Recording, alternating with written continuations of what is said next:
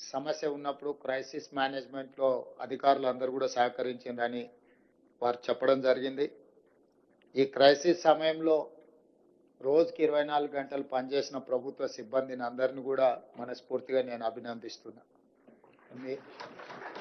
మీరందరూ కష్టపడి ప్రజలకు అందుబాటులో ఉండి ఈ సమస్యల్ని ఎదుర్కోవడంలో సహకరించినందుకు ప్రాణ నష్టం, ఆస్తి నష్టం, పశు సంపద నష్టం చాలా తక్కువగా జరిగింది.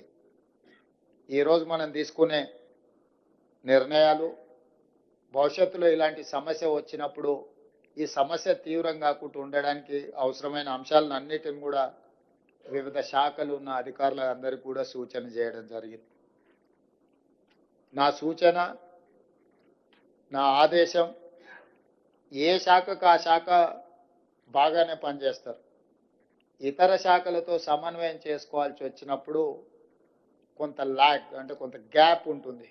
అంటే ఈ రోజు అవసరం ఉంటే 3 రోజుల తర్వాత మనం చేయడం వల్ల ఆ పర్పసే డిఫీట్ అవుతుంది. శాఖల మధ్యలో సమన్వయం, ఎందుకంటే వ్యవసాయము సాగునీరు అనేది రెండు ఇంటర్ రిలేటెడ్.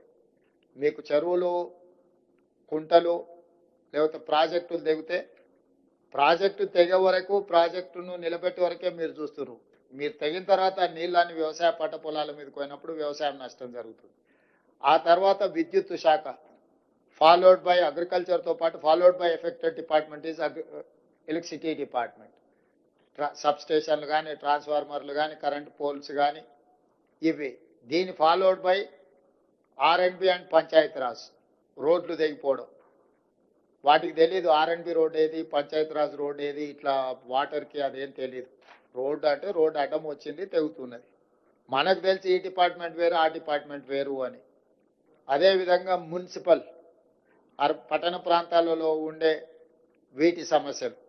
సో ఈ రకంగా రకరకాల డిపార్ట్మెంట్స్, తాగునీరు, ఇవన్నీ కూడా ఒక్కొక్క డిపార్ట్మెంట్ మనం పరిపాలనా సౌలభ్యం కోసం రకరకాల శాఖలను ఏర్పాటు చేసుకున్నాం.